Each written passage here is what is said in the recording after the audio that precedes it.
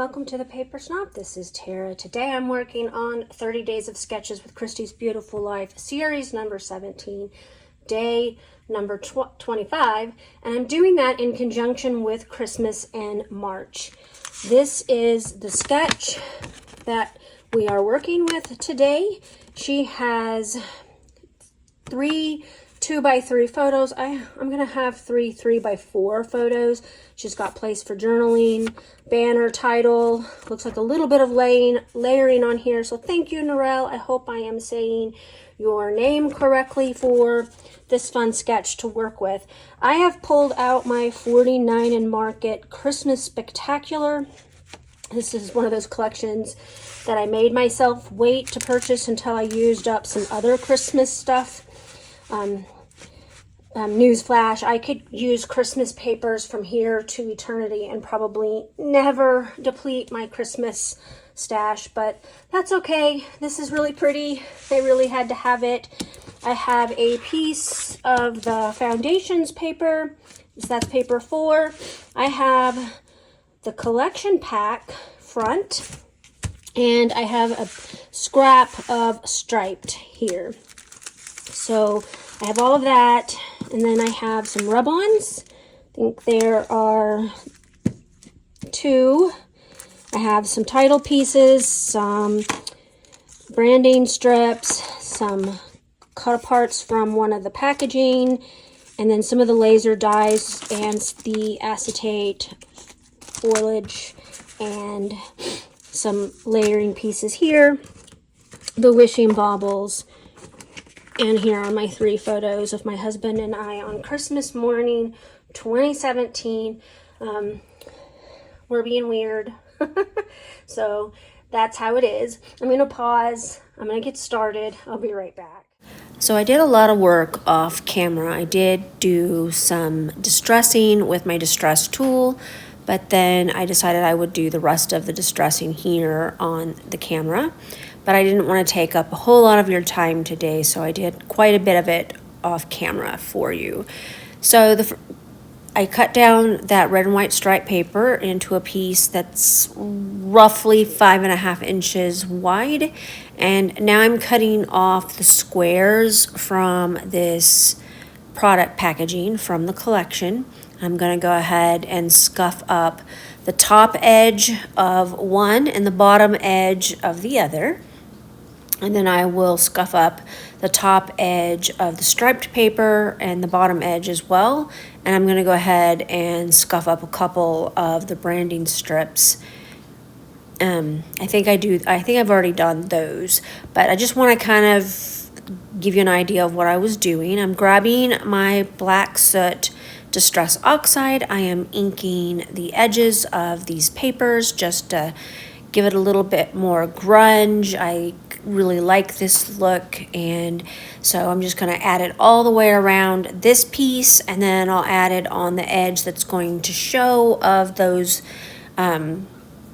pieces I cut from the product packaging. I really love to use 49 and Market's product packaging because it is the same weight and beauty of the regular papers, and so it's really great to use those pieces in your scrapbooking because it looks just like the paper that you buy from their kit, so you might as well use it, right? Of course, if you are a purchaser of 49 and Market, you also know that the back side of that product packaging has fussy cut items, and I did put the rest of that back into my collection, and I will probably fussy cut some of those items eventually, but for now I'm just going to go ahead and ink up my background piece. I chose this background piece because I felt like all of the red and green would really stand out well on this gold foundations piece.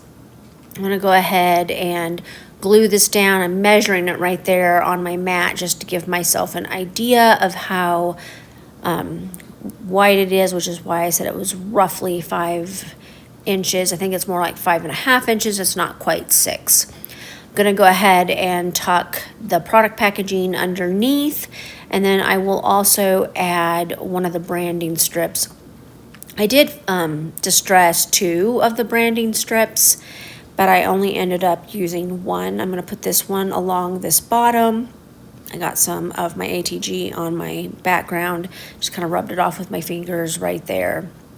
And I'm going to use this rub-on for a title, and I know you've heard me go on and on about the 49 Market rub-ons. They are amazing. They go on very, very well, and I really enjoy using them. So my title is going to be Holly Jolly, and then I put merriest. There's a chipboard word that says merriest, and I put that down there as well. So I'm going to go ahead and peel off the backing. I'm kind of making sure that I get all of it there. I end up with a couple of pieces that didn't come off, and I'm just going to stick it down here over on that right hand side just to say I used it. I think I end up covering it up so it doesn't end up mattering at all. I had pulled out 2 other rub-ons, but I'm not going to end up using those. I'll put them back into the packaging later and put my collection away. I'm going to poke out the little pieces on this chipboard title, and I'm just going to kind of lay it up here.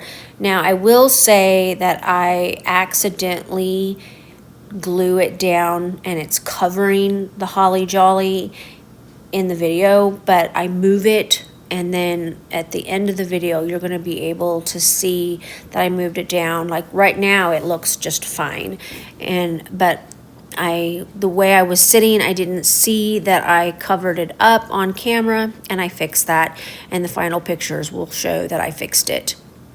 The other thing that I'm kind of struggling with here is because I didn't mat my photos, and I didn't glue them together or anything. I'm kind of having a little bit of trouble tucking things underneath them. Usually I mat a set of photos in a line like this and make sure that they are easy to maneuver on camera, but I just didn't today.